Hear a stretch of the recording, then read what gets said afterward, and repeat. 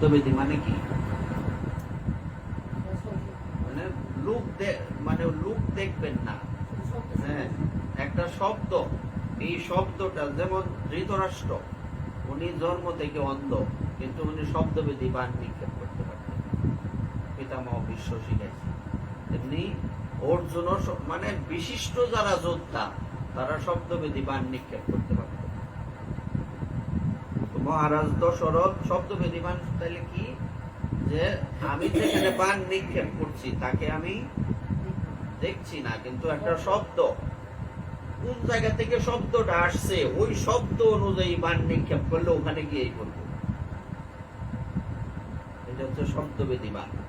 তো সেই শব্দবেদী বান নিক্ষেপ করার পর উনি কি মনে করে বান নিক্ষেপ করছে? হরিণ। কিন্তু এই বান কাকে বিদ্ধ করছে? শ্রবণ কুমারকে বিদ্ধ করছে। এখন একটা হরিণের উপরে বান নিক্ষেপ করলে এই তার কান্না আর একটা মানুষের কান্না কি এক? তো হঠাৎ করে সে চিৎকার করে উঠছে, আমি বান নিক্ষেপ করলাম হরিণকে, যে এই এখন তো চিৎকার দিল তো মানুষের মতো, দৌড়ায় গিয়ে দেখলো নদী থেকে, সরজু নদী থেকে এই শ্রবণ কুমার জল তুলছিলেন, এমন সময় এই উনি শব্দবেদী বান নিক্ষেপ করছে। বান কিন্তু তার এদিক থেকে এপরে ওপর হয়ে গেছে। তখন সে সর্বনাশ, শরীরে বই দেওয়া আছে ব্রাহ্মণের পুত্র, আমি তো একটা অনর্থ ঘটাইলাম, তাড়াতাড়ি করে গিয়ে চরণে পড়ছি। আমার তো কোনো দুঃখ নাই, কিন্তু আমার একটাই দুঃখ, আমার মা বাবা তো অন্ধ, তারার সেবাটা কারা করি, কে করি? তো আপনি যদি এই অপরাধ থেকে মুক্তি পেতে চান, তাহলে আপনি আমার মা বাবার কাছে গিয়ে ক্ষমা চান। আর তারা জলের তৃষ্ণায় তাদের প্রাণ যায়, তাদের জল নিয়ে দেন। তারা তো জল নিজে এনে কোনো সময় পান করতে পারবে না। তখন এই জল নিয়ে দশরথ মহারাজ গেলেন। তো তারা ভাবছে যে আমার পুত্রই তো আসছে, জল নিয়ে তো পুত্রই আসছে, কিন্তু গেছে তো মহারাজ দশরথ। তো পায়ের একটা অভ্যস্ত হয়ে গেছে না, ওই পাওয়ার স্বপ্ন তো এরকম না, বা কথাও বলে না, কারণটা কি? তখন উনি বললেন যে আমি আপনাদের অপরাধী। অপরাধী আপনি কে? বলছে আমি মহারাজ দশরথ। তা আমার পুত্র কই? তখন সে ঘটনাটা বলছি, বলার সাথে সাথে তো ক্রন্দন করতে করতে তার স্ত্রী মারা গেলেন আগে পুত্র শোকে। তারপরে অভিশাপ দিয়া ওই ব্রাহ্মণ উনিও দেহ ত্যাগ করলেন, বলছে যে এই তোমারও এরকম পুত্র শোকে মৃত্যু হবে। আমাদের যেমন পুত্র শোকে মৃত্যু হয়েছে, তোমারও এরকম পুত্র শোকে মৃত্যু হবে। একদিক থেকে মহারাজ দশরথ খুশি হলেন, মানে অনেকদিন ধরে তার কোনো সন্তান হয় না, আবার ভয়টা রয়ে গেছে যে আমারও পুত্র শোকে মৃত্যু হবে। তো আবার একদিনের ঘটনা এখানে আছে,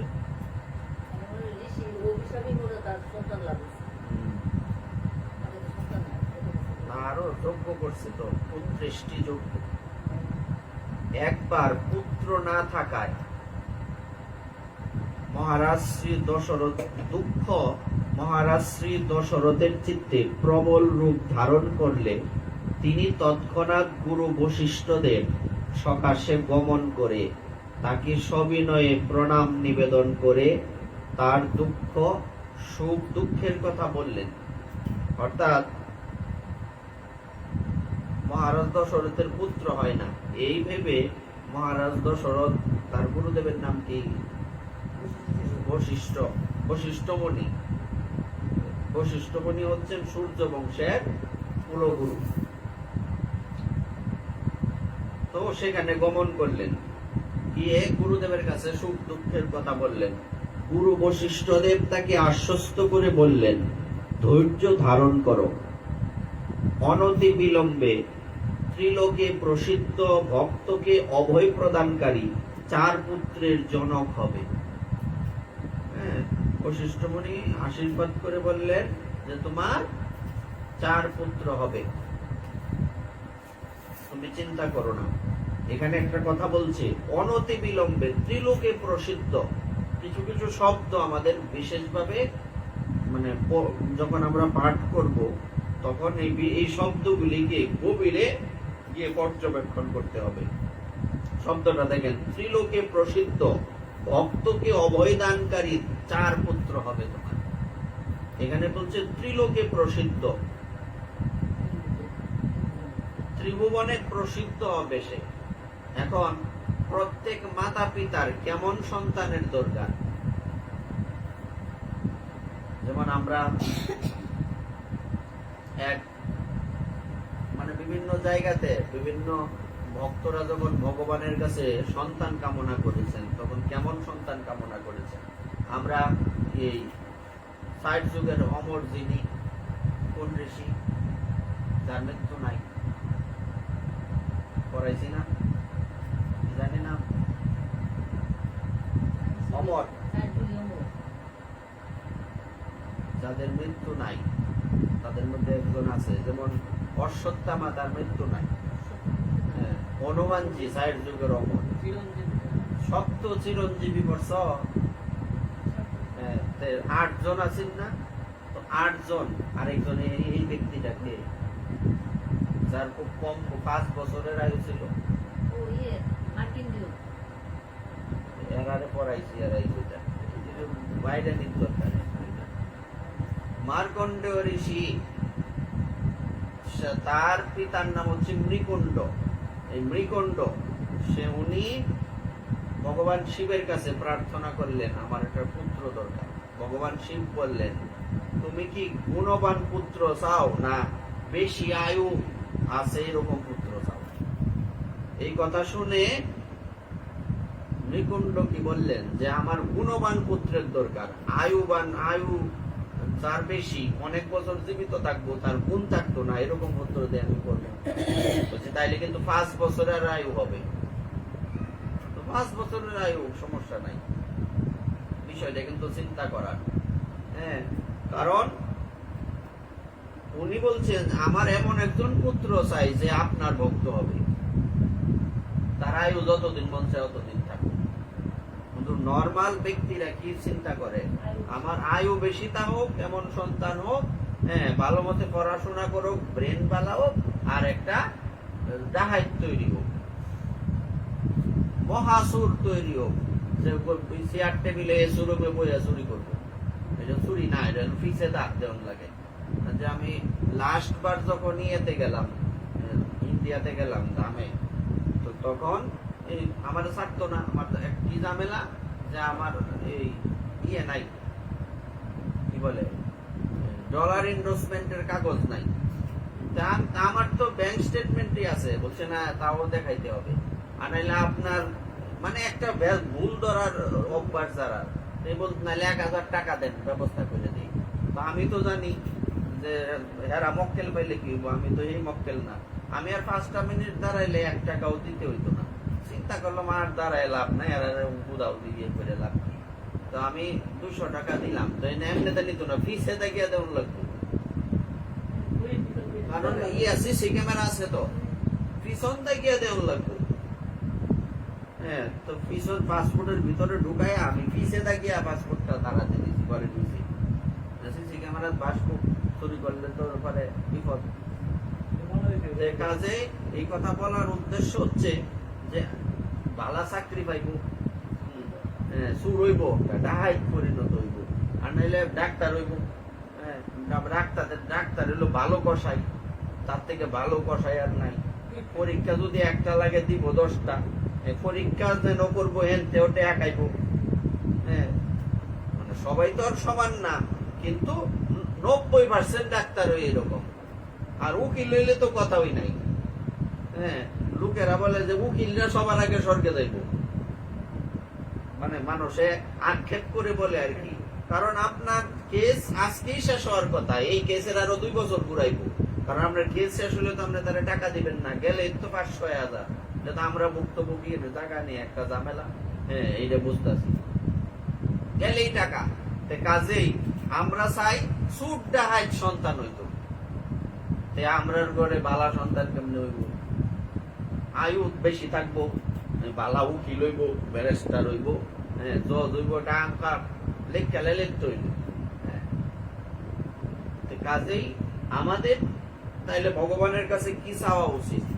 এমন একজন সন্তান দরকার, যে সন্তান আয়ু তার কি হবে না হবে, ঠিক আছে, আয়ু না থাকলে তো আর পৃথিবীতে তারও সে ভজন সাধন করতে পারবে না, এটা তোমারটা তুমি বুঝো, কিন্তু যাতে তোমার ভক্ত হয়ে জন্মগ্রহণ করে এইরকম আর কেউ চায় না। এরকম তুমি সুস্থ, তোমার সন্তান সুস্থ থাকলেই কি, সে তো এমনিতে অসুস্থ, মানসিক ভাবে অসুস্থ, সে শারীরিক ভাবে সুস্থ, সে মানসিক ভাবে অসুস্থ, সে পরিবেশগত ভাবে সে একটা অসুস্থ। এইরকম সন্তান তো অপেক্ষা নাই। এখানে দেখেন শব্দটা ত্রিলোকে প্রসিদ্ধ, আর আমরা ত্রিলোকে প্রসিদ্ধ বলতে এই পৃথিবীতে প্রসিদ্ধ এইরকম লোক জানি, হ্যাঁ, ভালো ডাক্তার, বড় ডাক্তার, কিন্তু তলে তলে যে চুরি করতেছে, মানুষের ফ্যাটের মধ্যে ফাড়া দিয়া টাকা বাইর করতেছে। ডাক্তার হতে আপত্তি নাই, কিন্তু ভালো ডাক্তার হওয়ার অপেক্ষা আছে। দেবী সেটির মতো ডাক্তার হোক। কত ডাক্তারকে যে আর কত রুগীকে যে সে ফ্রিতে চিকিৎসা করে দিছে, এরকম রুগীর অভাব নাই। টাকা পয়সা নাই, বলছে আমি ফ্রিতে চিকিৎসা করাই দেব।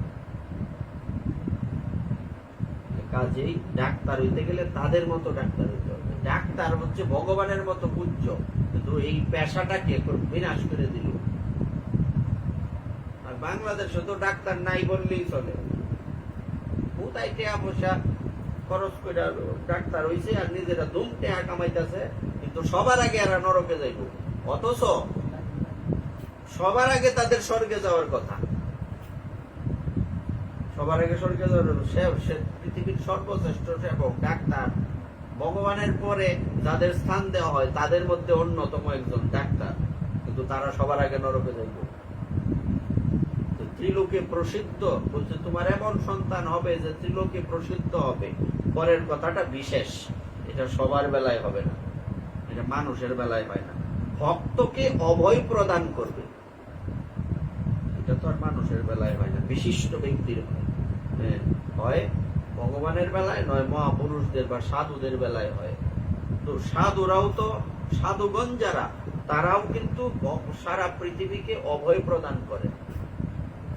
বৈষ্ণব বন্দনা এরকম আছে কিনা যে এই ব্রহ্মাণ্ড তারিতে শক্তি, এটার অর্থ কি? ব্রহ্মাণ্ড তারিতে শক্তি, ধরে জনে জনে বেদ পুরাণে গুণ, গায়ে যে বাসুনে। এবার ব্রহ্মাণ্ড তারিতে শক্তি, ধরে জনে জনে অর্থ কি? একজন সাধু, বিশিষ্ট সাধু সারা পৃথিবী উদ্ধার করার শক্তি রাখে। এরকম ইতিহাস ভরি ভরি আছে। কাজে তারা কি ভক্তদের অবদান করছে না? তারা বিশেষ, যারা সাধু তাদের বেলা ওইটা হয়, কিন্তু এটা বিশেষ ভাবে হয় কেবলমাত্র ভগবানের বেলা। গুরু বশিষ্ঠদেব শৃঙ্গী মুনিকে ডেকে পাঠালেন, আর তাকে দিয়ে পুত্র কামনায় শুভ পুত্রেষ্টি যজ্ঞ সম্পাদন করালেন। এই শৃঙ্গী কিন্তু আর এক শৃঙ্গী, এক শৃঙ্গীকে ওই যে পরীক্ষিত মহারাজকে যিনি শ্রমিক ঋষির পুত্র শৃঙ্গী গলায় সাপ দিছে, হ্যাঁ, পরীক্ষিত মহারাজ পরে ওনাকে অভিশাপ দিলেন। এই এক শৃঙ্গী। আর এক শৃঙ্গী হচ্ছে এই শৃঙ্গী, যেই শৃঙ্গী যজ্ঞ করেছিলেন শৃঙ্গী মুনি। এই শৃঙ্গী মুনি এই মেয়ে চিনতেন না, তার মাথার মধ্যে কিসের শ্রী? হরিণের শ্রী। হরিণের ইয়েতেই তার জন্ম হয়েছে। হ্যাঁ, আচ্ছা, এটার একটা ইতিহাস আছে। তো এই শৃঙ্গিমণির আমরা এই দেখবা অনেক সময় বলে মূলত শৃঙ্গি না, ওনার নাম হচ্ছে ঋষ্য শৃঙ্গমণি। এখানে সংক্ষিপ্ত ভাবে লিখছি ঋষ্য শৃঙ্গ। ঋষ্য মানে হরিণ, তার মাথার মধ্যে হরিণের মতো শিং আছে, তার নাম হচ্ছে ঋষ্য শৃঙ্গমণি। তো এই ঋষ্য শৃঙ্গমণির স্পেশালিটি হচ্ছে উনি যজ্ঞ করলে দশরথ মহারাজের পুত্র হবে। স্পেশাল, এইটা আর কেউ করতে পারবে না। হ্যাঁ, ওনার বিশেষত্ব। হ্যাঁ, যেমন রোমপাত নামে এক ইয়া ছিল রাজা, তার রাজ্যে বৃষ্টি হয় না, ওই ঋষ্য শৃঙ্গমণিকে নিয়ে যাওয়ার পর যজ্ঞ করার পরে ওখানে বৃষ্টি হয়েছে। আগের দিনে তো এরকম করা হইতো প্রচুর। আরো অনেক ঘটনা আছে। আর এই জন্য আগের দিনের মানুষ বলতো যে যদি এই যেমন গরু ছাগলের দড়ি কিন্তু আমরা পার হয়ে যাই না, যাই গাভীর তো প্রশ্ন উঠে না, কারোরটাই যাওয়া উচিত না। তুমি কি করা হয়, দড়ির ফুট পার হয়ে যাইবা, এমন একটা অবস্থা আছে খুঁটি যে জায়গায় লাগানো আছে তুমি পার হয়ে যাওয়া সম্ভব না, তখন কি করবা? তোমার এটা তুলা দিয়া এটার তলে দেওয়া যাইবা। তো এও যদি যাওয়া সম্ভব না, টাইট করে কি হয়ে রয়েছে, তুমি তখন যাইবা কেন? তখন বলছে ঋষ্য শৃঙ্গমণির নাম নিয়া পরে পারা দিয়া, এরকম বলে। হ্যাঁ, আগের দিনের মানুষরা এরকম বলতেন। কারণ এই ইতিহাস আছে। পরে কি করলেন, শৃঙ্গিমণিকে ডেকে পাঠালেন আর তাকে দিয়ে পুত্র কামনায় শুভ পুত্রেষ্টি যজ্ঞ সম্পাদন করালেন। মুনিবর ভক্তি সহকারে আহুতি প্রদান করাতে অগ্নি দেবতা হস্তে চরু, পায়েসের বাটি, চরু নিয়ে আবির্ভূত হলেন আর দশরথকে বললেন, বশিষ্ঠ দেবের ইচ্ছা অনুসারে তোমার সকল কার্য সিদ্ধ হলো। এই লাইনটা একটু আমাদের বুঝতে হবে। প্রত্যেকটা লাইন কিন্তু প্রত্যেকটা লাইনই স্পেশাল। ওই দিন পড়ছো না যখন এই আমাদের কার জীবনে পড়ছিল ওই দিন, শিরোমণি প্রভু গিয়ে বলছে যে এখানে আপনি ভাগবত পাঠ করতে আসছেন, আপনি ভাগবত পাঠ করতে এসে মহাপ্রভুর সুযোগ পাইলেন কই, আপনি ভাগবতের কথা বলবেন। বলছে ভাগবতের প্রত্যেকটা অক্ষরের সাথে সাথে গৌর কথা আছে। না এটা তো বলার অর্থ হচ্ছে এই প্রত্যেকটা যে অক্ষর, এই অক্ষরগুলি সাধারণ কোনো অক্ষর না। যে অক্ষরগুলি ভাগবতের বা গ্রন্থের যে অক্ষর, এই প্রত্যেকটা অক্ষর হচ্ছে চিন্ময়। যেমন জল, জল যখন টিউবওয়েলের জল বা ট্যাপের জল, এটা জল, কিন্তু এই জলই যখন ভগবানের চরণে যায় চরণামৃত, এটা বিশেষ হইল কিনা। তো এই একই অক্ষর তোমার বইয়েও আছে। এই অক্ষর আর এই অক্ষর একই অক্ষর, পার্থক্য কই? এটা গ্রন্থ আর এইটাও গ্রন্থ। গ্রন্থ তো আর এইগুলি বললে সমস্যা নাই, কিন্তু এইগুলিতে কৃষ্ণ কথা আছে, গৌর কথা আছে, ভগবানের কথা আছে, রাম কথা আছে, যাই বলো, কিন্তু এইসব বইয়ের মধ্যে কোনো ভগবানের কথা নাই। তো এইটা তোমাকে বন্ধনে আবদ্ধ করবে, কিন্তু এই লেখাটা তোমাকে মুক্তি দেবে। এটা হচ্ছে পার্থক্য। হ্যাঁ, তেমনি প্রত্যেকটা লাইনের মধ্যে ভগবানের বিশেষ কথা। এক একটা অক্ষর, এটা নর্মাল কোন অক্ষর না, একটা অক্ষর পৃথিবীর মধ্যে সবচেয়ে দামি অক্ষর এগুলি। এখানে বলছে যে আর দশরথকে বললেন, বশিষ্ঠ দেবের ইচ্ছা অনুসারে তোমার সকল কার্য সিদ্ধ হলো। এই কথাটা কে বলছেন? ঋষ্য শৃঙ্গমণি। কাকে বললেন? মহারাজ দশরথকে বললেন। এটার অর্থ হচ্ছে আমি যোগ্য করেছি, এই কথা সত্য, কিন্তু তোমার কার্য সিদ্ধ হয়েছে কার কারণে? বশিষ্ঠ দেবের কারণে। উনি যে একজন স্পেশাল ব্যক্তি, ঋষ্যশৃঙ্গ মুনি, উনি এটা বলছে এখানে, এটা একটা অ্যাঙ্গেল শিক্ষা। এই যোগ্য তো বশিষ্ঠ মুনি করতে পারতেন, কিন্তু তাকে স্পেশাল ভাবে আনার কারণ কি? কারণ এটাতে উনি স্পেশাল। অথচ যে ব্যক্তি যোগ্য করলেন, উনি বললেন যে আমার কারণে না, তোমার এই সকল কার্য সিদ্ধ হলো কার কারণে? তোমার গুরুদেবের কারণে। এখানে আমরা গুরুদেবের মহিমাও বুঝলাম, আর ওই ব্যক্তি সাধুর মহিমাও বুঝলাম। কারণ সাধু নিজের উপরে কোনো ইয়ে রাখে না, ক্রেডিট রাখে না, সব ক্রেডিট কাকে দেন? গুরুদেবকে দেন। এই লাইনের মধ্যে আরো অনেক কিছু পাওয়া যাবে, দুইটা বিশেষ। হে রাজন, এখন তুমি এই পায়সান্ন যেভাবে ভালো মনে করো ভাগ করে দাও। পায়সের বাটি নিয়ে আসছে। অতঃপর অগ্নি দেবতা সবাস্ত সকলকে বুঝিয়ে দিলেন, না বুঝিয়ে দিয়ে অন্তর্ধান হলেন। রাজা পরমানন্দে মগ্ন হলেন, আনন্দ যেন তার চিত্তে ধরছিল না। তখন মহারাজ দশরথ তার প্রিয় পত্নীদের আহ্বান করলেন। কৌশল্যাদি রানীগণ তথায় উপস্থিত হলেন। পায়সান্নের অর্ধেক ভাগ তিনি রানী কৌশল্যাকে দিয়ে অবশিষ্ট অর্ধেকের 2 ভাগ করলেন। মানে মোট পায়েসটাকে 3 ভাগ করলেন আর কি। তার 1 ভাগ তিনি রানী কয়েকীকে দিলেন। অবশিষ্ট যা রইল তাকে 2 ভাগে ভাগ করে রাজা তা কৌশল্যা ও কয়েকীর হাতে রেখে, অর্থাৎ তাদের অনুমতি নিয়ে, অর্থাৎ তাদের প্রসন্ন করে রানী সুমিত্রাকে প্রদান করলেন। এইভাবে রানী সকল গর্ভ ধারণ করলেন। তারা সুখানুভূতি লাভ করে আনন্দে পরিপূর্ণ হয়ে গেলেন।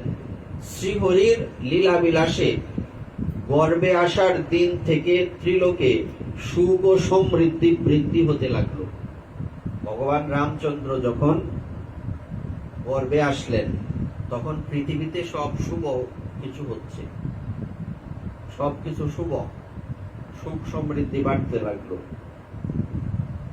রাজপ্রাসাদে তখন রানীগণ সৌন্দর্য, সদাচার ও জ্যোতি সম্পন্ন হয়ে বিরাজ করছিলেন। এখানে একটা বিষয় আমাদের দেখতে হবে, এমনিতেই কিন্তু ইনারা সামান্য কোনো ব্যক্তি না। দশরথ মহারাজের যে 3 রানী, ইনারা কি কোনো সাধারণ ব্যক্তি? সাধারণ ব্যক্তির গর্ভে কি ভগবান আসতে পারেন? একটা দিন। তারপরেও ভগবান গর্ভে আসার কারণে ওনাদের মধ্যে কিছু স্পেশালিটি চলে এলো, বিশেষত্ব চলে এলো। ওই বিশেষত্বগুলি কি? হচ্ছে সৌন্দর্য। মানে এমনিতেই ওনারা সুন্দরী, কিন্তু ভগবান গর্ভে আসাতে তারা আরো বেশি সুন্দরী হয়ে গেলেন।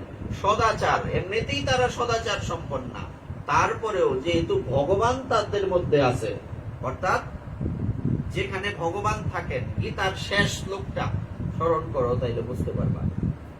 যেখানে ভগবান, যেখানে স্বয়ং সঞ্জয় বললেন যে যেখানে ভগবান থাকেন এবং অর্জুন থাকেন, সেখানেই সমস্ত সৌন্দর্য, বিজয়, সবকিছু, নীতির মতির মম, সমস্ত নীতি সেখানেই থাকে। যত্র যোগেশ্বর কৃষ্ণ যত্র পার্থ ধনুর্ধর তত্র শ্রীর বিজয়, বলছে সেখানে শ্রী থাকে, বিজয় থাকে। বিজয় মানে কি? এখানে সবকিছু বিজয়, জয় হবে ওখানে সব।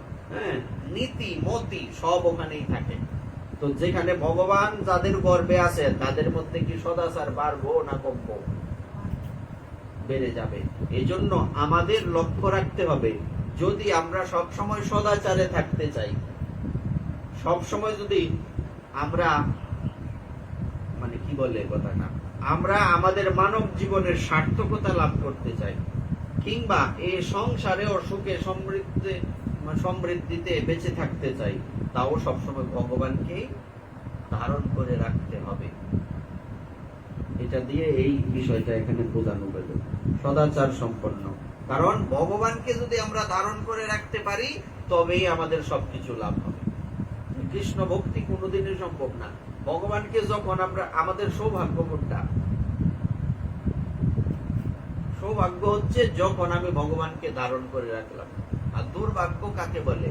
যখন আমি ভগবানের চিন্তা থইয়া অন্য কারো চিন্তা করলাম, এটা হচ্ছে আমার দুর্ভাগ্য। তাই আমাদের টার্গেট থাকতে হবে, পরিস্থিতি যেমনই হোক আমি যাতে ভগবানের সাথে যুক্ত থাকতে পারি। এটা ভগবানের জন্য রন্ধন হইতে পারে, এটা ভগবানের জন্য, অর্থাৎ ভগবত সেবা। যদি সেবা না থাকে অন্তত নামটা যাতে না মুখ থেকে না যায়, এটা টার্গেট থাকতে হবে। যেমন একটা পাখি, সে সারা দিন ঘোরাফেরা করে, তার টার্গেট কি থাকে? সন্ধ্যার আগে নীড়ে ফিরে যাওয়া, বাসায় ফিরে যাওয়া। তেমনি আমরা যারা মনুষ্য জীবন লাভ করেছি, আমাদের একটা টার্গেট থাকতে হবে যে পরিস্থিতি যেমনই হোক, जिसी देश में जिसी बेश में পরিবেশ মে রহ, রাধারমন রাধারমন রাধারমন কহ। অর্থ কি? তুমি যে দেশেই থাকো, যে বেশেই থাকো, যে পরিবেশেই থাকো, তুমি ভগবানের নামকে কখনো ভুলে যেও না। আমি ইচ্ছা করলেই যদি আমি ক্লাস করাইতে যাই স্কুলে বা কলেজে, ওখানে ইচ্ছা করলেই আমি মালা নিয়ে জপ করতে পারবো না। মালা জপ করতে না পারলে কি মুখ তোর বন্ধ রাখার দরকার নাই, আমি মুখে মুখে ভগবানের নাম করতে থাকবো।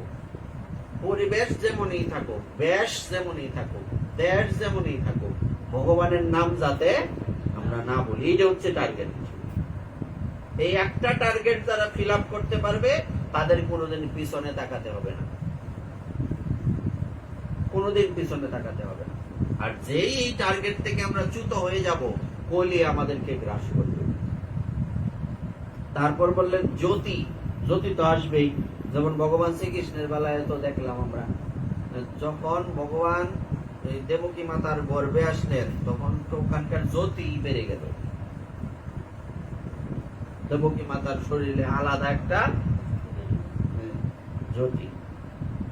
এইভাবে সুখে সময় কাটাতে লাগলো।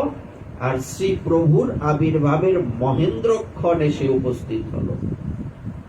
যোগ, লগ্ন, গ্রহ, বার ও তিথি সকলেই অনুকূল হয়ে গেল।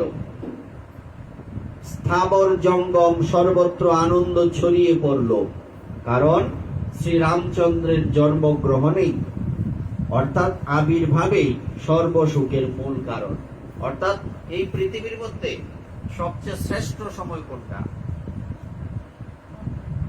যখন ভগবান পৃথিবীতে অবতার ধারণ করবেন, এইটা হচ্ছে সবচেয়ে শ্রেষ্ঠ সময়। এবং যতদিন পর্যন্ত পৃথিবীতে ভগবান লীলা করবেন, ভগবান যাওয়ার আগ পর্যন্ত। এই জন্য দেখুন, একটা কথা আগে আমরা বলছিলাম যে ভক্তের কি টার্গেট থাকবে? ভক্তের টার্গেট থাকবে যে নাম সারা যাতে না হয়। আর ভগবানকে পাইলে তো কথাই নাই, ভগবানকে পাওয়া গেল। হ্যাঁ, যেমন ভগবান শ্রীকৃষ্ণ যখন এই পৃথিবী ছেড়ে বিদায় নিলেন, তখন পঞ্চপাণ্ডবেরা কি চিন্তা করলেন? পঞ্চপাণ্ডবেরা কি চিন্তা করলেন? শ্রীকৃষ্ণ বিদায় নেওয়ার পর অর্জুন যখন এলেন, অর্জুনকে দেখে যুধিষ্ঠির মহারাজ বললেন, তোমার এই শরীরের জ্যোতি কই গেল? তোমার এই অবস্থা কেন? অর্জুন কথা বলতে পারছেন না। তখন উনি বলছেন, তুমি কি কোনো অঘটন ঘটাইছো? এমন কোন কর্ম করছো যেই কারণে তোমার শরীরের জ্যোতি চলে গেল? তুমি বলো। যুধিষ্ঠির মহারাজ ভয় পাচ্ছেন। যারা সাধু তারা কি কিসে ভয় পান? ভক্তর ভয় কি? অপরাধ করা। ভক্তের সবসময় ভয় থাকবে, আমি না অপরাধ করে বই, কোন সময় কোন দিকে সাধুর চরণে অপরাধ হয়। যুধিষ্ঠির মহারাজ সসাগরা পৃথিবীর অধীশ্বর, উনি বলছেন, কি এমন হইল? তোমার চেহারা দেখে আমি যেটা বুঝলাম যে তুমি তোমার মানে খুব খারাপ অবস্থা, বলো তুমি কি করছো? উনি রাজা, সারা পৃথিবীর রাজা, ট্রাম্পের মতো তো তার ভয় না পাওয়ার উচিত আছে। আরে আমি হইলাম চক্রবর্তী সম্রাট, আর সারা পৃথিবীর মধ্যে শ্রেষ্ঠ অর্থনৈতিক দেশ আমি, শ্রেষ্ঠ সামরিক শক্তির দেশ।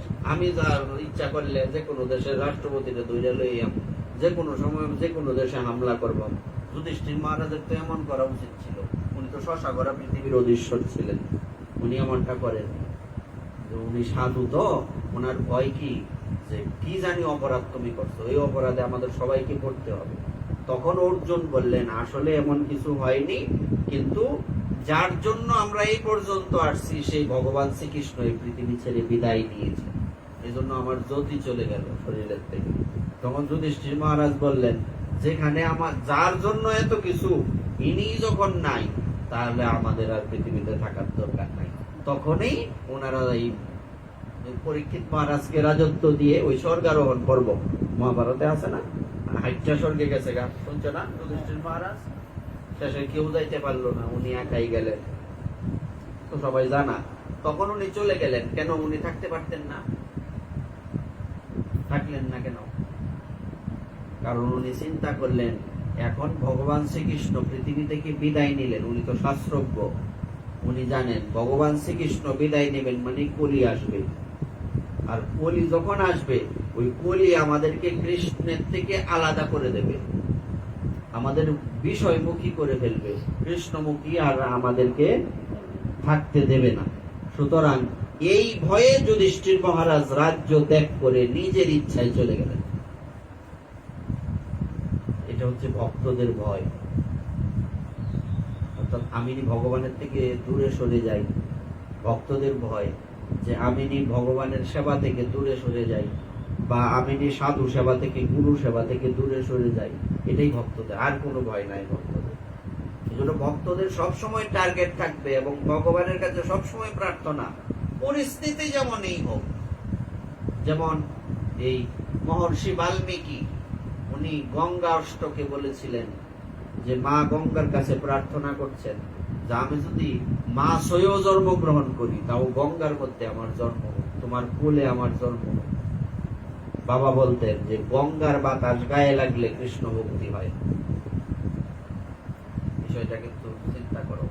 তাও বলছে যে আমি যদি গঙ্গার পারে কোনো বৃক্ষ হয়েও জন্মগ্রহণ করি, আমার কোনো আপত্তি নাই। আমি যদি গঙ্গার জলে কুমির হয়েও জন্মগ্রহণ করি, তাও কোনো আপত্তি নেই। আমি যদি ওই বৃক্ষে থাকা কোনো পাখি হয়েও জন্মগ্রহণ করি, তাও আপত্তি নেই। গঙ্গা তীরে যদি আমি ঘাস হয়েও জন্মগ্রহণ করি, তাও আমার কেন? কারণ আমি তো গঙ্গার তীরে আছি। কারণ গঙ্গা দেবী হচ্ছেন, আচ্ছা গঙ্গা দেবী আর ভগবান বিষ্ণুর মধ্যে পার্থক্য কি, সম্পর্ক কি? গঙ্গা দেবী বিষ্ণু পত্নী, আমরা জানি, কিন্তু ভগবান বিষ্ণু আর গঙ্গা দেবীর মধ্যে কোনো পার্থক্য নেই। গঙ্গাকে বলা হয় জলব্রহ্ম, যেমন ভগবান জগন্নাথ দেব হচ্ছেন দারু ব্রহ্ম, আর গঙ্গা দেবী হচ্ছেন কয়েকটা বিগ্রহ আছেন এই পৃথিবীতে, বা কয়েকটা বিষয় এই পৃথিবীতে আছেন যারা ভগবানের থেকে আলাদা না। যেমন গোমাতা, বৃন্দা দেবী, গঙ্গা দেবী, গ্রন্থ, সাধু, গুরুদেব, ওনারা আর ভগবানের মধ্যে কোনো পার্থক্য নেই। ভগবানই চরণ থেকে আসছে, চরণের অংশ এটা বলতে পারি। তো সব গঙ্গা দেবী সাক্ষাৎ ভগবান। ভগবান তো হয় না, যেহেতু মাতৃরূপা তাই ভগবতী, কিন্তু সাক্ষাৎ বিষ্ণু আর দেবী গঙ্গার মধ্যে কোনো পার্থক্য নেই। এই জন্য উনি প্রার্থনা করছেন যে আমার পরিস্থিতি যেমনই হোক, আমি যাতে তোমার থেকে আলাদা না হই। আমরা কখন আমাদের দিকে ভগবানের দৃষ্টি থাকবে? যখন আমরা ভগবানের কাছে এই প্রার্থনা করব যে যেখানেই থাকি, আমি যে পরিবেশেই থাকি, যে বেশেই থাকি, যে পরিস্থিতিতেই থাকি, আমি যাতে তোমার থেকে আলাদা না হই। কারণ ভক্তের সাথে থাকা আর ভগবানের সাথে থাকা, গঙ্গা দেবীর পাশে থাকা আর ভগবানের সাথে থাকা, বৃন্দা দেবীর সেবা করা আর ভগবানের সেবা করা, গোমাতার সেবা করা, ভগবানের সেবা করা, আলাদা তো নাই। গ্রন্থ পাঠ করা আর ভগবানের সাথে থাকা, এই যে আমরা এখানে আছি, আমরা সাক্ষাৎ ভগবানের সাথে আছি। ভগবানের সবচেয়ে প্রিয় কি? প্রমাণ কি? এই শ্লোকটা অনেকের মুখস্থ, প্রমাণ আছে। যেমন নারদকে ভগবান বললেন, আমি যোগীর হৃদয়েও থাকি না। এই শ্লোকটা কি বললেন? যেখানে বলছে আমি যোগীর হৃদয়েও থাকি না, আবার বৈকুণ্ঠেও থাকি না। নাহম তিষ্ঠামি বৈকুণ্ঠে, আমি বৈকুণ্ঠে থাকি না। তারপর যোগী নাম হৃদয়ে নচ, যোগীদের হৃদয়েও থাকি না। কোথায় থাকো তুমি? মদ ভক্ত যত্র গায়ন্তী তত্র তিষ্ঠামি নারদ। হে নারদ, আমি যেখানে আমার কথা হয় ওখানে আমি থাকি। এখানে যে আমরা ভগবানের কথা বলছি, এখানে সাক্ষাৎ ভগবান আছেন এবং ভগবানের সবচেয়ে প্রিয় জায়গা, ভগবানের সবচেয়ে প্রিয় জায়গা হচ্ছে যেখানে ভগবানের কথা হয়। এই জন্য আমাদের সব সময় এই টার্গেট ফিল আপ করতে হবে যে আমি আন কথা বলবো না। ঠাকুর মহাশয় বললেন না, আন কথা না বলিব, আন কথা না শুনিব, সকলই কহিব পরমার্থ। কেন পরমার্থ কহিব? কারণ কৃষ্ণ কথা ভিন্ন, যা কিছু সবই অসার, এবং এই কথা আমাকে কি করবে? আমার অনর্থ ঘটাবে, আমার ক্ষতি করবে, আমাকে ভক্তির থেকে আলাদা করে দেবে। এইটাই আমরা কালকে বুঝছিলাম যে পরিস্থিতি যেমনই হোক, টার্গেট কি থাকবে? একটা টার্গেট থাকবে যে আমাকে কৃষ্ণ থেকে যাতে আলাদা হতে না হয়, গুরুদেবের থেকে যাতে সব সময় যাতে ভগবানের সাথে থাকা যায়। এই জন্য পঞ্চ পাণ্ডবগণ দ্বিতীয়বার ভাবলেন না, সারা পৃথিবীর রাজ্য ত্যাগ করে, পুরা পৃথিবীটাই তো তার রাজ্য ছিল, পুরো পৃথিবীর রাজত্বটা ত্যাগ করে দিয়ে উনি চলে গেলেন। এটা দিয়ে কি শিখলাম আমরা? একজন ভক্ত সে যে পরিবেশেই থাকুক, উনি রাজা, চক্রবর্তী সম্রাট, কিন্তু উনি ত্যাগী, বৈরাগী, সাধু। তো ভক্ত যেমন অম্বরীশ মহারাজ, অম্বরীশ মহারাজ কি উনি কি করেছিলেন? অম্বরীশ মহারাজ উনি সারা পৃথিবীর রাজা হওয়ার পরেও ওনার প্রত্যেকটা অঙ্গ গোবিন্দ সেবায় লাগাতেন।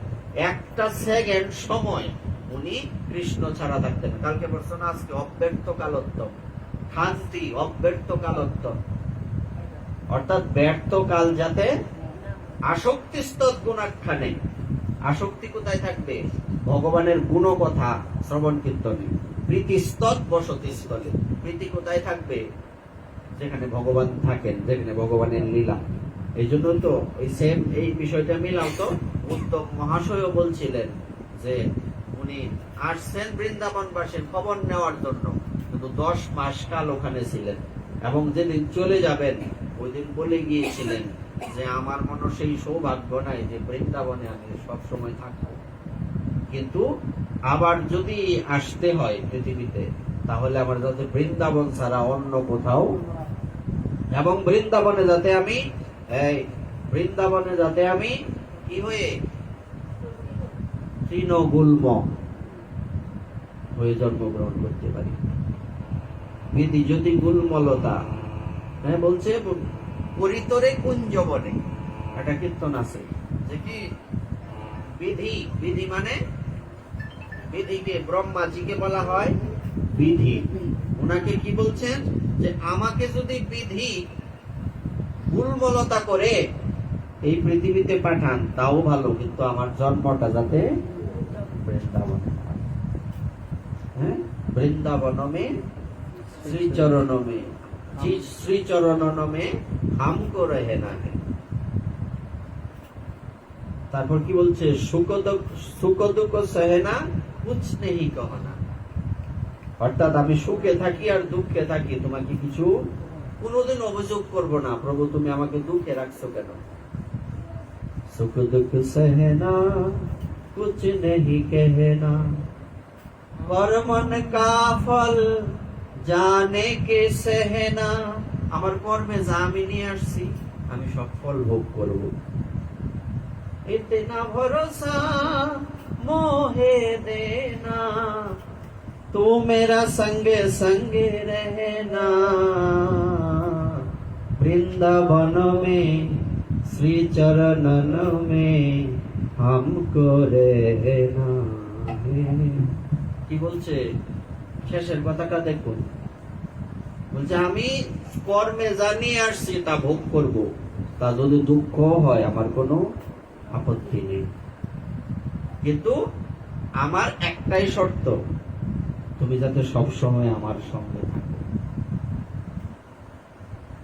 তু মেরা সঙ্গে সঙ্গে রহনা, তুমি সব সময় আমার সঙ্গে যদি থাকো, আমি যদি নরকেও থাকি আমার কোনো আপত্তি নেই, আমার কোনো কষ্ট নেই, দুঃখ নেই, কোনোদিন অভিযোগ করব না যে তুমি আমাকে নরকে কেন নিলা, আমাকে কেন ভাঙ্গা করে রাখলা, আমাকে কেন আরো ভালো অবস্থাতে পজিশনে রাখলা না, এই কথা বলবো না।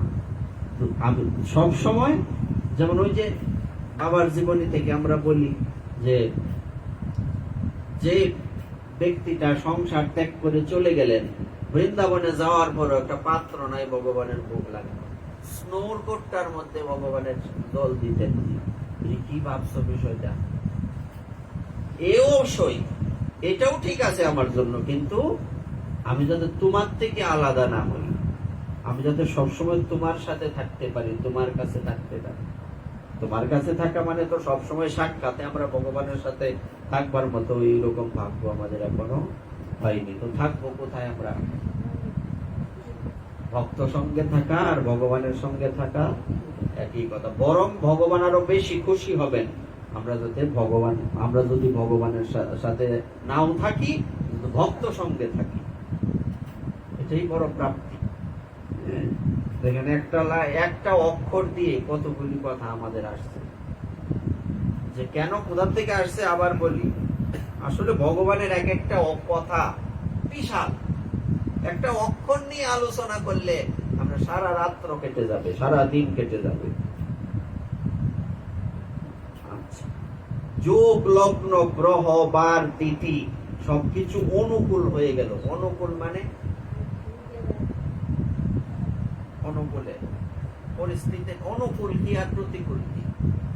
প্রতিকূল মানে ভারসাম্যহীন, মানে আমার পরিস্থিতি আমার সাথে না, আমার পক্ষে না, আমার বিপক্ষে। আনুকূল্যস্য সংকল্প, প্রতিকূলস্য বর্জন। বৈশিষ্ট্য আছে না যে কি বলে, একজন শরণাগত ভক্তের কয়টা লক্ষণ আছে, তার মধ্যে আনুকূল্যস্য সংকল্প, ভক্তির যা পক্ষে তা গ্রহণ করবে, প্রাতিকূলস্য বিবর্জন, যা ভক্তির বিপক্ষে তা বর্জন করে। তুমি ভক্ত, তার প্রমাণ কি? যা ভক্তির পক্ষে তাকে তুমি গ্রহণ করবে, যা ভক্তির বিপক্ষে তাকে তুমি। ছানার জল ত্যাগ করো না নাকি? ছানার জল ছানা সব একসাথে রেঁধে দাও কেন? কারণ ছানার জলটা হচ্ছে তখন কি অসার, সারটা তো চলেই আসছে।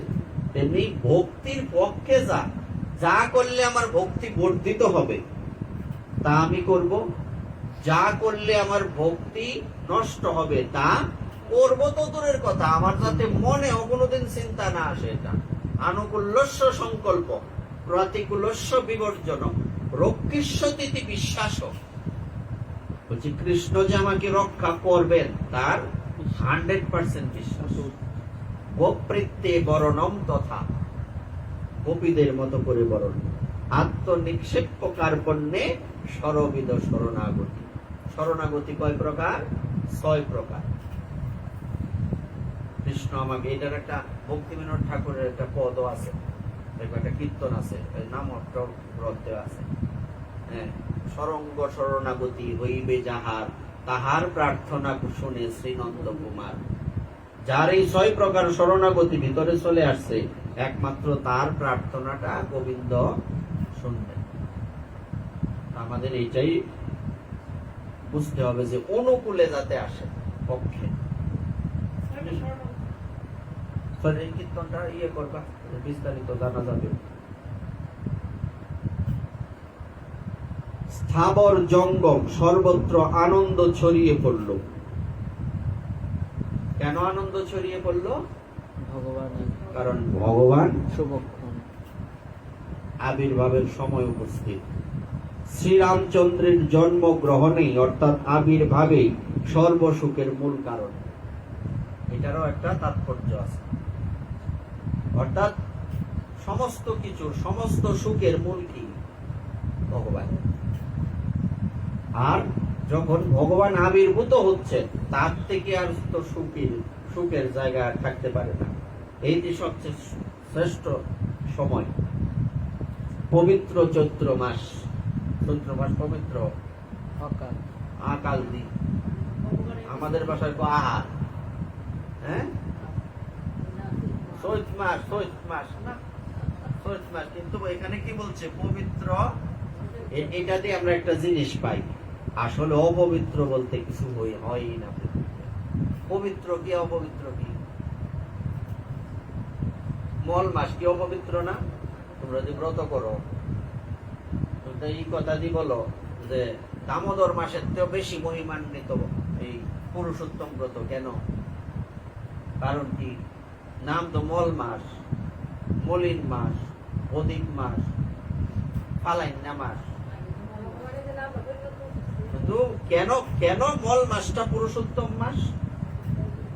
এটা আমাদের আলোচ্য বিষয়টা কিন্তু এই জায়গায় গিয়ে ঠেকছে আজকে, যে কেন এটা মল মাস না, কেন পুরুষোত্তম মাস? কারণ ভগবান তাকে মর্যাদা দান করেছেন। আমার নামটা তোমারে দিয়ে দিলাম, বলছে তুমি যে আমারে তৈরি করছো, সৃষ্টি করছো, কেউ আমারে গ্রহণ করে না, কেউ আমাকে পছন্দ করে না। হ্যাঁ, সবাই খালি মল মাস, মল মাস, এটা গালি অর্থে ব্যবহৃত হয়। হ্যাঁ, তখন ভগবান বললেন চিন্তা করো না, আমার নামটা, আমার নাম অনুসারে আজকে থেকে তোমার নাম হবে পুরুষোত্তম। হ্যাঁ, তার এই ব্রত যারা পালন করবে তারা অত্যন্ত সম্মাননীয় হবে পৃথিবীতে, এবং আমার অত্যন্ত প্রিয় হবে, ভক্ত হবে। দামোদর মাস তো প্রতি বছর আসে, কিন্তু অধিক মাস বা পুরুষোত্তম মাস প্রতি বছর আসে না। যেই কারণে এই দামোদর মাসের থেকে অধিক মাসের মহিমা বেশি। তেমনি চৈত্র মাস, এখানে বলছে পবিত্র চৈত্র মাস। কেন পবিত্র? কারণ এই মাসে ভগবান জন্মগ্রহণ করছে, এই জন্য পবিত্র। আমাদের টার্গেটটা ফিল আপ হয়েছে তো, ভগবানের সাথে জাদু যুক্ত থাকবে তাওই পবিত্র। সূত্র এক কথায় শেষ। ভগবানের সাথে যা যুক্ত তাই পবিত্র, আর ভগবানের সাথে যা যুক্ত না তা জগতে শ্রেষ্ঠ হইলেও অপবিত্র বলে গণ্য হবে। নবমী তিথি, হ্যাঁ, শুক্লপক্ষ ও শ্রী ভগবানের অতি প্রিয় অভিজিৎ মুহূর্ত উপস্থিত হলো। দ্বীপ্রহর কাল। কি কাল? দ্বীপ্রহর। দ্বীপ্রহর কোনটা? দ্বীপ্রহরের মূল অর্থটা কি? দ্বীপ্রহর। দ্বীপ্রহর। আচ্ছা, আরো ভাইকে বোঝাও তাহলে জিনিসটা কি? দ্বীপ্রহর মানে দুপুর 12টা না, 11:36 পরে। দ্বীপ্রহর শব্দের অর্থ হচ্ছে রাইট। প্রহর কয়টা গেল? মূল 4টা প্রহর দিনের মধ্যে, 2 প্রহর যায়া দ্বীপ্রহর মানে 2 প্রহর, তাহলে 3 ঘন্টা 3 ঘন্টা 6 ঘন্টা। 6টায় যদি ধরি 6টাতে 12টা, তাহলে কি ওই 12টা? আসলে 12টা না, বিষয়টা হচ্ছে দ্বীপ্রহর। হ্যাঁ, অভিজিৎ মুহূর্ত বলে এটাকে। শীততাপে পরিমিত সুখানুভূতি, গরম না? হ্যাঁ, আচ্ছা। সেই পবিত্র কাল সর্বলোকের জন্য শান্তি প্রদায়ক ছিল। শীতল মৃদুমন্দ সুগন্ধিত বায়ু প্রবাহ আকাশ বাতাস মনোরম করে রেখেছিল। দেবগণ প্রসন্ন চিত্ত ছিলেন, আর সাধু সন্তদের মনে ছিল দুর্দমনীয় উচ্ছ্বাস। গীতাতে একটা শ্লোক আছে, এখানে ভগবান বললেন যে তত্ত্বদর্শী ব্যক্তি যখন নিদ্রিত থাকে, বিষয় ব্যক্তি তখন জাগ্রত থাকে। আর বিষয় ব্যক্তি যখন জাগ্রত থাকে তখন তত্ত্বদর্শী বা বিশিষ্ট ব্যক্তি মানে ভক্ত তখন নিদ্রিত থাকে। অর্থাৎ ভক্তদের উল্লাস কোন সময়, বিষয় ব্যক্তিদের উল্লাস কি, ধন সম্পত্তি, টাকা পয়সা, সুখ, আর ভক্তদের উল্লাস কি, ভগবান, সাধু, গোমাতা, বৃন্দা দেবী, গঙ্গা দেবী, অর্থাৎ ভগবানের সাথে যা যুক্ত সে ইচ্ছা। তারপর অরণ্য উদ্যান সকল পুষ্প সম্ভারে সুসজ্জিত হয়ে উঠেছিল, পর্বতমালা সকল মণিমাণিক্য সম দেদীপ্যমান হয়ে উঠেছিল, সকল নদ নদীতে অমৃতের ধারা প্রবাহিত হচ্ছিল। শ্রী ভগবানের আবির্ভাব কাল উপস্থিত জেনে প্রজাপতি শ্রী ব্রহ্মা দেবতা সকলকে নিয়ে সুসজ্জিত বিমানে আরোহণ করে যাত্রা করলেন। গগনমণ্ডল দেবগণে পরিবৃত হয়ে গেল, গন্ধর্বগণকে হরিগানে মত্ত হতে দেখা গেল। তারা শ্রী প্রভুর উদ্দেশ্যে সুন্দর করে পুষ্পাঞ্জলি বর্ষণ করতে থাকলেন। শ্রী ভগবানের অভ্যর্থনা করবার জন্য প্রচন্ড রবে দ্বন্দ্ব বিবাদন শুরু হয়ে গেল।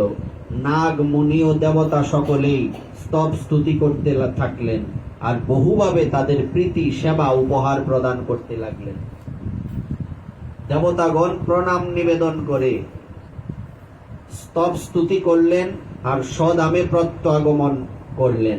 অখিলাত্মা সর্বশান্তিদাতা জগন্নিবাসের শুভ আবির্ভাব হলো। সুরসমূহ বিনতি করি বহুচে নিজ নিজ ধাম, জগন্নিবাস প্রভু প্রকটে অখিল লোক বিশ্রাম। এটা হচ্ছে দোহা, সুন্দর। তারপর কি বলছে, দীনবন্ধু পরম করুণাকর কল্যাণমূর্তি ভগবান কৌশল্যেও ধরাধামে অবতরণ করলেন। মুনিমন হরণকারী, শব্দগুলি কত সুন্দর না, দীনবন্ধু। হ্যাঁ, ভগবান হচ্ছেন কার বন্ধু, এ দিন কেনা গরিব।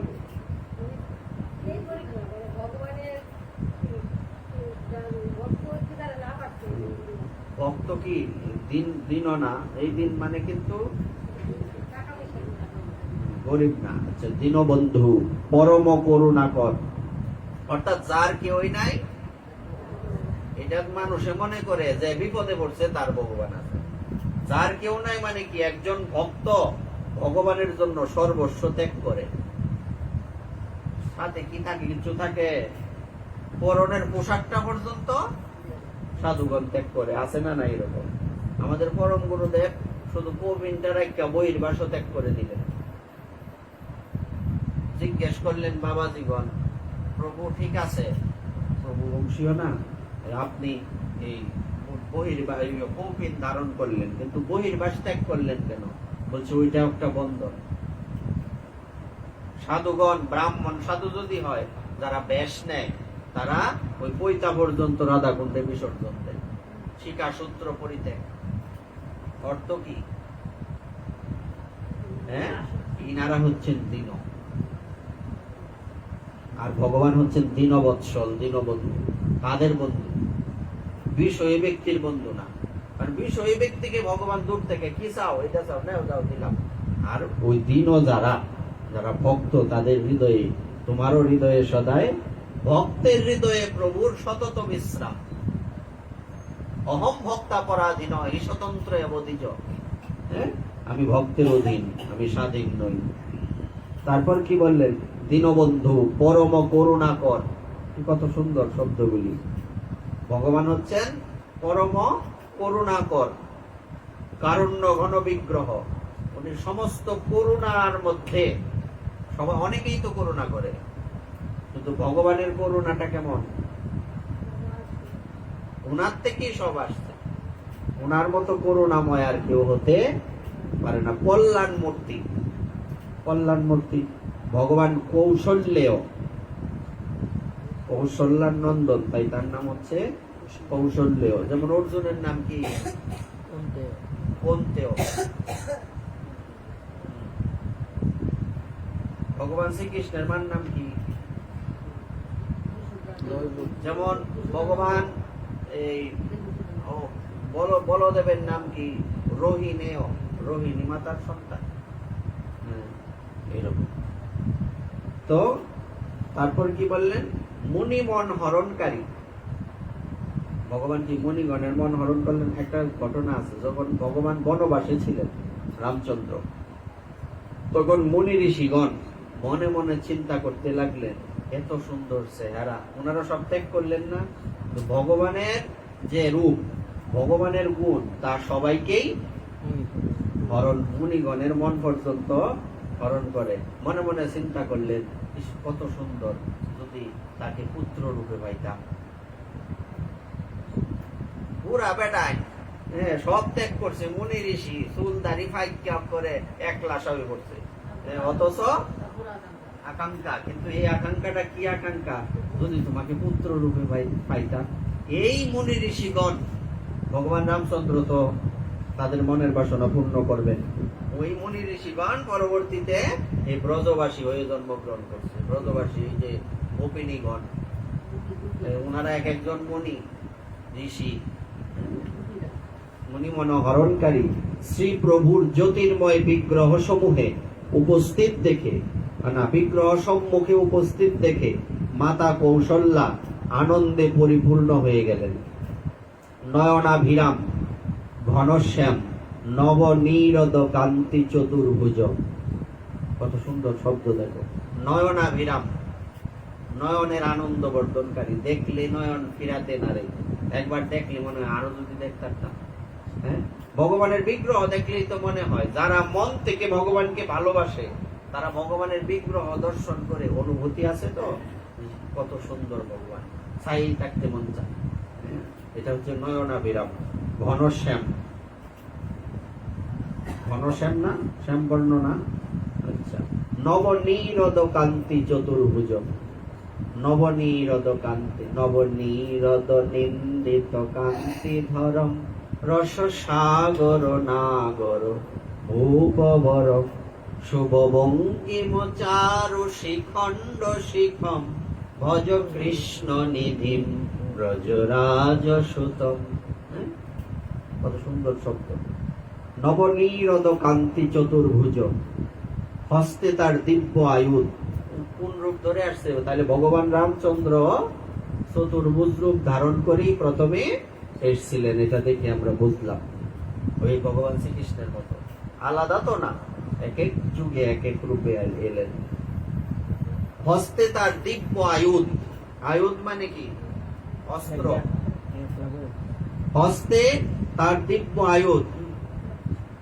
তারপর তার অঙ্গ দিব্য আবরণের দ্যুতিতে সুশোভিত। জীবনে শুনছ কোন শিশু জন্মগ্রহণ করলে সুন্দর পোশাক কিনলে জন্মগ্রহণ করছে? ভগবান রামচন্দ্র যখন আসেন তখন দেখেন দিব্য আয়ুধ, হাতের মধ্যে অস্ত্র নিয়ে জন্ম হয়েছে, এবং অঙ্গে দিব্য আবরণ, সুন্দর পোশাক, পোশাকও বই যাইছে, দামি পোশাক পরে।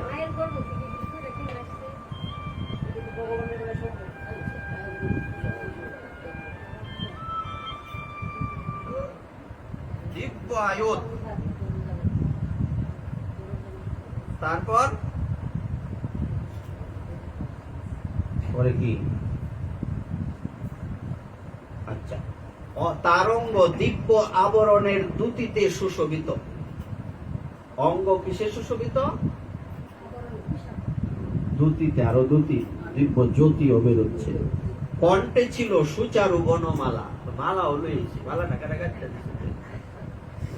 তিনি দীর্ঘায়ত লোচন। আয়ত লোচন, চোখটি কেমন?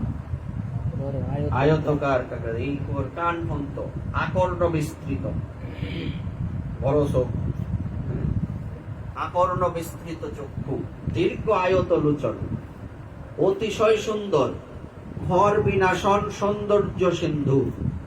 শ্রী ভগবানের শোভা বর্ণনাতীত। যার একটা শব্দ হচ্ছে বলিহারি। বলিহারি শব্দটা কোন জায়গায় আছে? কোন না কি জানি বলিহারি। বলিহারি মানে কি? ভগবানের অঙ্গকান্তি দেখা মানে জয় জয়কার করতেছে, কত সুন্দর। মানে আমি বলতে বলতে হারাই গেলাম, আর মানে এটাই বর্ণনাতে বুঝাইতে হবে, বলতে বলতে আমি হারিয়ে গেছি, এটার নাম হচ্ছে বলিহারি। মানে আমি আর কই আসার তোমার যে মহিমা, মানে বলতে এমন মনে হয় এই যে এক মুখে কইয়া হয় না, যদি 1 কোটি মুখ হইতো সারাদিনই তোমার কথা কইতাম, এরকম। এটা হচ্ছে বলিহারি। এই বলিহারি বর্ণনাতীত। জন্মলগ্নে পুত্রকে শ্রীহরি রূপে প্রত্যক্ষ করে, তাইলে বুঝলাম জন্মলগ্নে উনি চতুর্ভুজ রূপ ধারণ করেই এসেছিলেন। মাতা কৌশল্যা করজুড়ে তার স্তব স্তুতি করতে লাগলেন, হে অনন্ত বীর্য, আপনার স্তুতি করবার ভাষা আমার জানা নেই। বেদ পুরাণ মতে আপনি অক্ষর ব্রহ্ম স্বয়ং, আপনি মায়াতীত, গুণাতীত ও জ্ঞানাতীত। এই শব্দগুলির অর্থ কি? মায়াতীত মানে মায়ার অতীত, আর আমরা ভগবান হচ্ছেন মায়াধীশ, মায়ার ঈশ্বর, আর আমরা হচ্ছে মায়াধীন, মায়ার অধীন আমরা। এই যে মায়াতীত। গুণাতীত, 3 গুণের নির্গুণ। ও জ্ঞানাতীত মানে এমন কোন জ্ঞান নাই যে জ্ঞানের দ্বারা তোমাকে পাওয়া যাবে, জ্ঞান দিয়েও তোমাকে পাওয়া যাবে, তুমি জ্ঞানের অতীত। শ্রুতি সকল ও সন্তদের মতে আপনি দয়ার সাগর, শাস্ত্র এবং সাধুদের মতে, এটা কে বলছেন? দেবী কৌশল্যা। আপনি দয়ার সাগর, সুখের সাগর ও সর্বগুণ সম্পন্ন, আর সেইভাবেই আপনার মহিমা সংকীর্তন হয়ে থাকে। আমি কত ভাগ্যবতী যে সেই ভক্তবৎসর লক্ষ্মীকান্ত স্বয়ং আমার কল্যাণ নিমিত্ত সাকার রূপে আবির্ভূত হয়েছে। আমার কত ভাগ্য, যাকে অনন্তকাল সাধন ভজন করে খুঁজে পাওয়া যায় না, সেই লক্ষ্মীকান্ত ভগবান শ্রীহরি আমার পুত্র রূপে এসেছেন। তখন কৌশল্যা দেবীর মানসিকতাটা কেমন? ভগবানকে তো আপনি বলতে পারেন, উনি তো আমরা আবেগে কই, ভগবান না উনি ঐশ্বর্য। তখন তো সন্তান ছিল না, উনি যখন আসছে তো চতুর্ভুজ রূপ ধারণ করে দাঁড়ায় আছে, তুমি কি ভাববা তখন? সাক্ষাতে ওই যে উনি বুঝলেনই না, উনার কথা বাদ দিন, ভগবানের জন্ম আর আমাদের জন্ম কিন্তু, যেমন আমাদের গুরুদেব যখন জন্মগ্রহণ করছে ওনার মা কইতেই পারে না, প্রসব ব্যথাই হয়েছে, ইতিহাস আছে এরকম। আমরা তো সবাই মা বলছে প্রসব ব্যথা ছাড়া সন্তান জন্ম হইতে পারে, সম্ভব এটা? কিন্তু আমাদের গুরুদেবের, আমাদের জেঠু গুরুদেবের কথা বলছিলেন, গিরিধারী জেঠু, যে কি এই আমার বাবার যখন জন্ম হয় তখন আমার মায়ের প্রসব ব্যথা হয়নি, মা কইতেই পারে না। ভগবানের বেলায় কি? ভগবান আসছেন, উনি মা কৌশল্যা কিভাবে জানবো? উনি বুঝতেই পারেননি, সরাসরি এসে চতুর্ভুজ রূপ ধারণ করে দাঁড়াইছে। কিন্তু গর্ব তো যেহেতু লীলা করতে আসছেন, গর্বে ছিলেন, গর্বকে আকর্ষণ করে এসেছিল। আপনি ভগবান তো আপনি বলার এই জন্য, কারণ ঐশ্বর্য, তুমি শব্দ কিন্তু আমরা না জানি না কই ভগবানকে তুমি। কেউ আবেগে বলে ভগবানকে তুমি, কেউ বলে, কিন্তু তুমি যে শব্দটা বলা, অনেক তুই শব্দ ভগবানকে বলা সহজ বিষয় না।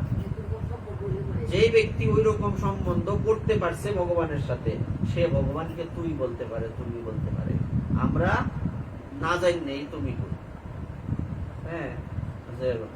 মানে বিষয় তুমি যে বলছি এই শব্দটা যে কত দূরের, তুমি আমার, এই শব্দটা কঠিন, আমি তোমার সহজ, আমি তো তোমারই।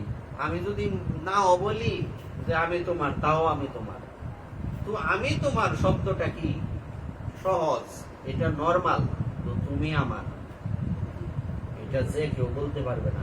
আমরা আবেগে বলতে তুমি আমার, এটা মামার বাড়ির আবদার নাকি তুমি আমার, তাকে আমার করা কঠিন। কারণ একমাত্র সেই তাকে নিজের বলতে পারে যে ব্যক্তি তার জীবনটা একদম চরণ থেকে মাথা পর্যন্ত, নখাগ্র থেকে শিখাগ্র পর্যন্ত ভগবানের চরণে সমর্পিত করতে পেরেছেন, একমাত্র ওই ব্যক্তি বলতে পারেন তুমি আমার। এত সহজ না, কঠিন বিষয়। আপনি কি দয়ার সাগর, সুখের সাগর, সর্বগুণ সম্পন্ন, আর সেইভাবেই আপনার মহিমা সংকীর্তন হয়ে থাকে। আমি কত ভাগ্যবতী যে সেই ভক্তবৎসল লক্ষ্মীকান্ত স্বয়ং আমার কল্যাণ নিমিত্ত সাকার রূপে আবির্ভূত হয়েছেন। বেদ অনুসারে আপনার প্রতি রোমকূপে মায়া বিরচিত অনন্ত ব্রহ্মাণ্ডের অধিষ্ঠান। বুঝলাম, ভগবানের এক একটা রোমকূপের মধ্যে একটা করে পৃথিবী আছে। বিষয়টা কি সহজ? ভগবান কত বড়! আপনার আমার গর্ভে অবস্থান করবার মতো হাস্যকর বৃত্তান্ত সুদীজনের বুদ্ধিকেও বিচলিত করবে।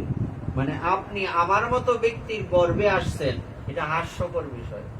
এটা মানুষকে যদি বলে কৌশল্যার গর্ভে ভগবান রাম আসছে, দূর, কৌশল্যার ভক্তি আছে তার ঘরে ভগবান আইতো, কেমন কথাটা বলছে। হ্যাঁ, কত সুন্দর কথা না? যে আমার কোনো সেই ভক্তি নাই যে আপনি আমার গর্ভে আসবেন। এটা আমার কত সৌভাগ্য। লোকেরা হাসবে এই কথা শুনলে। এটা কোনো কথা হইলো? কৌশল্যার কোনো ভক্তি আছে, তার ঘরে ভগবান আইতো? কি কথা! মাতা খানিকটা ধাতস্থ হয়েছেন দেখে শ্রী ভগবান নিশ্চিন্ত হয়ে হাসলেন, কারণ এই অবতারে যে তাকে বহুলীলা সম্পাদন করতে হবে। মাতাকে আরো সন্তুষ্ট করবার জন্য তিনি পূর্বজন্মের অনুপম লীলার বর্ণনা দিলেন এবং বাৎসল্য প্রীতির জাগরণ করলেন, অর্থাৎ মাতার তার প্রতি পুত্র ভাব উৎপন্ন করলেন। অর্থাৎ ওই যে যখন হা করার পর দেখলেন মুখের ভিতরে বিশ্ব ব্রহ্মাণ্ড, তখন ভগবান চিন্তা করলেন যদি মার এই কথা মনে থাকে তাইলে আর আমি আর বাৎসল্য স্নেহ মায়ের কাছ থেকে আর পাবো না। উনি ভুলাই দিলেন কিনা। তেমনি ভগবান রামচন্দ্র কি করলেন? উনিও একই কাজ করলেন। উনি তখন মায়ের ভেতরে বাৎসল্য ভাব আনার জন্য কি বলতে লাগলেন? মাতার দৃষ্টিপথে পরিবর্তন এলো। তখন তিনি বললেন, হে তাত, এই রূপ পরিহার করে অতি প্রিয় বাল্যলীলা অভিনয় করুন, আমার তাতেই পরম সুখ নিহিত। মাতার সুললিত উক্তি শ্রবণ করে সুরপতি শ্রী ভগবান শিশুরূপ ধারণ করে রোদন করতে লাগলেন। মানুষ নরমাল শিশু জন্মগ্রহণ করলে কাঁদে, ভগবান কি কাঁদতে কাঁদতে আইছে? দেখছো কত সুন্দর রূপ লইছে, সাই রাত্রি অত বড় বেটা আইছে, অত বড় বেটা তোরই ভগবান ফেটো থাকতে পারবো। হ্যাঁ হ্যাঁ, কিন্তু এখন অতক্ষণে উনি মানব শরীরে আসলেন, উনি তখন রোদন করতে লাগলেন। তুলসীদাস বলেন, এই অনুপম সুন্দর লীলা সংকীর্তনকারী হরিপদ লাভ করেন আর ভবকূপে পতিত হয়ে দুঃখ ভোগ করতে হয় না। যারা ভগবানের এত সুন্দর কথা শ্রবণ কীর্তন করেন তাদের আর এই দুঃখময় জগতে আসতে হয় না। আচ্ছা চিন্তা করেন তো, এই যে আমরা কিঞ্চিত ভগবানের এই কথাগুলি শ্রবণ কীর্তন করছি, এতেই আমাদের মনে কত আনন্দ হচ্ছে। হ্যাঁ, তাহলে আমাদের হৃদয়টা যদি আরো ফ্রেশ থাকতো তাহলে কেমন আনন্দ হইতো। এই কথা বলার ভাষা আছে নাই। শ্রী ভগবানের নরদেহ ধারণ বিপ্র, ধেনু, দেবগণ ও সাধু সন্ত কল্যাণে নিহিত ছিল। ভগবান নরদেহ কেন ধারণ করেন? ব্রাহ্মণের হিত করার জন্য, গাভীদের হিত করার জন্য, দেবতাদের হিত করার জন্য, সাধুদের পরিত্রাণায় সাধুনাম আছে না, বিনাশায় চ দুষ্কৃতাম ধর্ম সংস্থাপনার্থায় সম্ভবামি যুগে যুগে। অজ্ঞান রূপ মায়ার মলিনতা সত্তরজতম ও অন্তর বাহ্য ইন্দ্রিয় তাকে স্পর্শ করতে পারে না। তার দিব্য তনু, তনু মানে তনু কি? তনু কি? ইন্টার পাস করতে তনু কি? ম্যাট্রিক পরীক্ষা দিবে তো। তনু মানে দেহ, দেহের প্রতিশব্দ। এইগুলি কি খরচ না পড়লেও তো মনে কইতারস না। দিব্য তনু শুনলে মন দিয়া যা শুনো না, এটা হলো প্রমাণ। এটা তো অর্থ না জানলেও কোন যা কি বলছে, তার দিব্য তনু নিজ ইচ্ছায় নির্মিত। এই কথা আমি কইছি না, মন দিয়া শুনছ না, কেমনে শুনলাম, এইটা লাইন একটু বোঝা যায়। তা কোন কর্মবন্ধনের বশীভূত হয়ে ত্রিগুণাত্মক পাঞ্চভৌতিক দেহ, আমাদের এই দেহটা কিসের দেহ? পঞ্চভূতের তৈরি, ক্ষিতি অপ তেজ মরুদ ভৌম, এবং এটা কর্মবন্ধনের বশীভূত। আমাদের এই দেহটা তৈরি হয়েছে পূর্ব জন্মের কর্ম ফল অনুযায়ী, কিন্তু ভগবানের দেহ ওইভাবে তৈরি হয়নি। মহারাজ দশরথের রাজপ্রাসাদে পরম আকাঙ্ক্ষিত অতি মধুর শিশুর রোদন শব্দ শ্রবণ করে রানী সকল বিহল চিত্তে ছুটে এলেন। দাসীদের চতুর্দিকে ছুটাছুটি করতে দেখা গেল।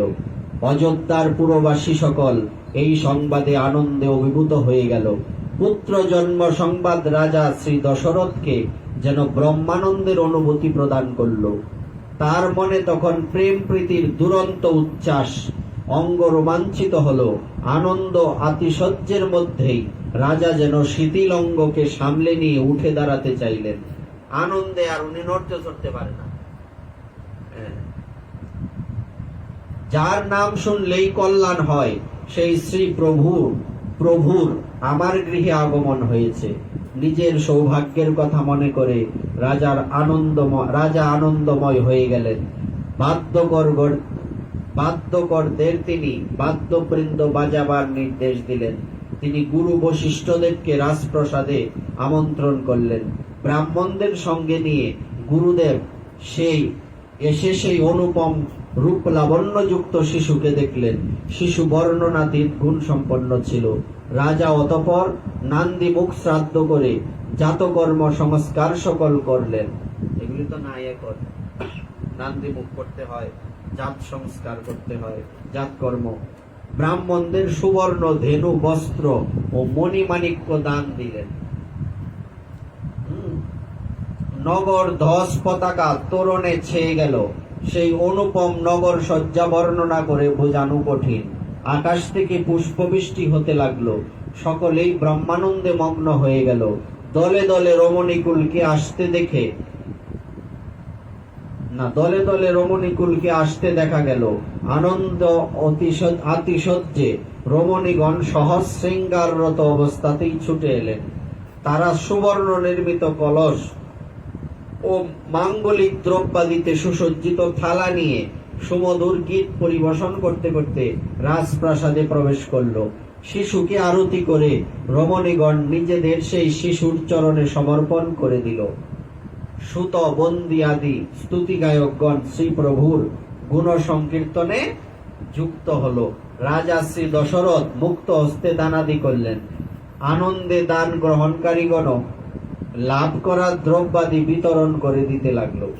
যারা দান গ্রহণ করছে এরা ওইগুলি মানুষের দিতেছে, দান দিয়ে কি করবো, এত আনন্দ, সে আবার দান করতেছে। নগরের অলিতে গলিতে কস্তুরী, চন্দন ও কুমকুম এত বেশি সিঞ্চন করা হলো যে তা কর্দমে পরিণত হলো, কাদা হয়ে গেছে। বিষয়টা কি চিন্তা করছো? চন্দনের ফ্যাক হইতে উঞ্চ কোনদিন, হ্যাঁ, এটার অর্থটা কি? তাহলে কেমন চন্দন আনছে, কত সব বেশি। গৃহে গৃহে পুত্র জন্ম হেতু আনন্দ উৎসব হতে লাগলো, কারণ সুষমারাজির শ্রী ভগবানের যে শুভ আবির্ভাব হয়েছে। বিভিন্ন স্থানে দলে দলে নরনারী বৃন্দ আনন্দে পরিপূর্ণ হয়ে গেল। রানী কৈকেয়ী ও সুমিত্রা দুজনেই সুন্দর পুত্রদের জন্মদান করলেন।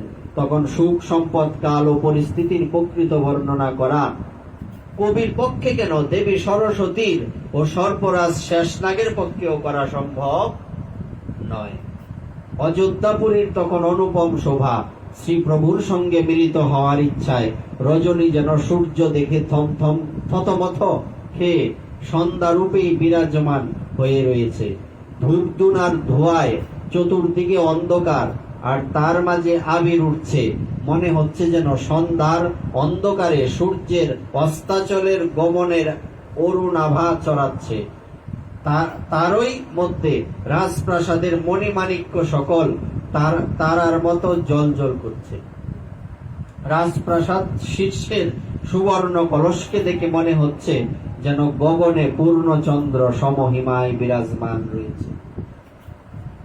রাজপ্রাসাদের ভিতর থেকে ভেসে আসা সুললিত বেদ পাঠ ধ্বনিকে সন্ধ্যাকালের বিহঙ্গ কুলের কলতান মনে হতে লাগলো। এই কৌতুক প্রত্যক্ষ করে সূর্যদেব নিজের গতি ভুলে গেলেন। সূর্য আর অস্ত জানা। হ্যাঁ, 1 মাস কাল অতিবাহিত হয়ে গেল, কিন্তু তিনি তা জানতেই পারলেন না। সূর্যদেব আর অপ্রকট হন না। দিবাকাল মাস পর্যন্ত বিস্তৃত হলো, 3 মাসে পরিণত হয়ে গেল। এই রহস্য সকলের অজানাই রয়ে গেল। মানে সূর্যদেব যে 1 মাস ধরে অস্ত যায় না, এটা উনি নিজেও জানে না, জগতের মানুষও জানে না। তারা ভুলে গেছে 1 দিন সময় 1 মাস হয়ে গেছে। যেমন ওই যে রাস কত রাত্রি যে গেল কেউ জানে না, চন্দ্রদেবও জানে না, এরকম আর কি। আচ্ছা, সূর্য রথ সহ সেইখানেই অবস্থান করে থাকলেন, তাই রাত্রি আগমনের প্রশ্নই রইল না। এই রহস্য কেউই জানতে পারল না। সূর্য দেবতা ভগবান রামচন্দ্রের মহিমা গান করতে এগিয়ে গেলেন। দেবতা মণি ও নাগ সকল এই মহোৎসব প্রত্যক্ষ করাকে নিজ পরম সৌভাগ্য জেনে নিজ নিজ ধামে গমন করলেন। হে পার্বতী, মহাদেব এই লীলা, মহাদেব দেবী পার্বতীকে বলছেন, হে পার্বতী, আমি জানি যে প্রভু শ্রীরামচন্দ্রের পাদপদ্মে তোমার অনন্য ভক্তি, তাই তোমাকে একটা নিজের গুপ্ত কথা বলবো, তুমি শোনো। কাকভূষণ্ডী আর আমিও তখন সেইখানে ছিলাম। মহাদেব বলতে লাগলেন, আমি তখন ভগবান যখন এই লীলা করছেন, এই জন্ম লীলা আবির্ভাব লীলা হচ্ছিল যখন, তখন আমি সেখানে উপস্থিত ছিলাম। নরদেহে ছিলাম বটে, কিন্তু কেউ চিনতে পারেনি। প্রেম প্রীতি রঞ্জিত পরমানন্দ যুক্ত হয়ে আমরা আত্মবিস্মৃত হয়ে গিয়ে পথে পথে ঘুরে বেড়াচ্ছিলাম। এই শুভ বৃত্তান্ত শ্রী প্রভুর কৃপা থাকলেই জানা সম্ভব হয়। তখন যে যেমন চেয়েছে আর যারা যা ইচ্ছে ছিল রাজা মহাশয় সবই পূরণ করেছিলেন। দান বস্তুর মধ্যে গজ, রথ, অশ্ব, ধেনু, বস্ত্র, সুবর্ণ, হীরক সব ছিল। মহারাজ শ্রী দশরথের কাছে বাঞ্ছিত বস্তু সকল লাভ করে সকলেই প্রসন্ন চিত্ত হয়ে তুলসী দাসের প্রভু পুত্র চতুষ্টয়কে চিরজীবী হওয়ার আশীর্বাদ দান করলেন। কালচক্র ঘুরে চলল, সকলের অলক্ষিতে দিন রাত কেটে যেতে লাগলো। নামকরণ কাল উপস্থিত দেখে রাজা মহাশয় মণিবর বশিষ্ঠদেবকে ডেকে পাঠালেন। মনসন্তোষে সবনহিকে জহতহ দেহিও শশিস অশিষ সকল তনয় চিরজীবহু তুলসী দাসকে ঈশ। এইভাবেই ভগবানের আবির্ভাব হলো, এবং ভগবানের এই বিশেষ লীলা যারা শ্রবণ কীর্তন করেন, তুলসীদাস গোস্বামীপাদ কি বললেন, তাদের আর এই পৃথিবীতে পুনর্জন্ম হয় না। বিষ্ণুর অর্ধম মহাভাগম পুত্র মৈক্ষাকুনন্দনম লোহিতাক্ষম মহাবাহুম রক্তষ্টম দ্বন্দ্ববিশ্বন সনম কৌশল্যা শুশুবে তেন পুত্রে নামিত তেজসা যথা বরেণ দেবানাম দিতির বজ্রপাণিনা ভরত নাম কৈকেয়্যে সত্য পরাক্রম সাক্ষাৎ বিষ্ণুর চতুর্ভাগ সর্বৈ সমদিত গুণৈ অত লক্ষ্মণ শত্রুঘ্নৌ সুমিত্রা জনয়ৎ সুতৌ বীরৌ সর্বাস্ত্র কুশলৌ বিষ্ণুর অর্ধ সমন্বিত। ভগবানের কথা বললে, ভগবানের এই কথা যে গ্রন্থে আছে, এই গ্রন্থের কয়েকটা শ্লোক বলতে হয়। নাইলে ভগবানের কথা অপূর্ণ থাকে। তাই আমরা 2-3টা শ্লোক রামায়ণ থেকে বর্ণনা করলাম। তো ভগবান শ্রীরামচন্দ্রের প্রতি আমাদের যথার্থ ভক্তি জাগ্রত হোক, আমরা যাতে ওনার কৃষ্ণ রূপে বা কৃষ্ণ রূপে যে প্রাপ্তি রাধা কৃষ্ণ, বৃন্দাবনে যাতে আমরা সেখানে যাতে রাধা গোবিন্দের আরাধনা করতে পারি মহাপ্রভুর আনুগত্যে, এই কামনা করে আজকের এই রাম কথার এখানে বিশ্রাম। শ্রী গুরু নিতাই গৌর সীতানাথ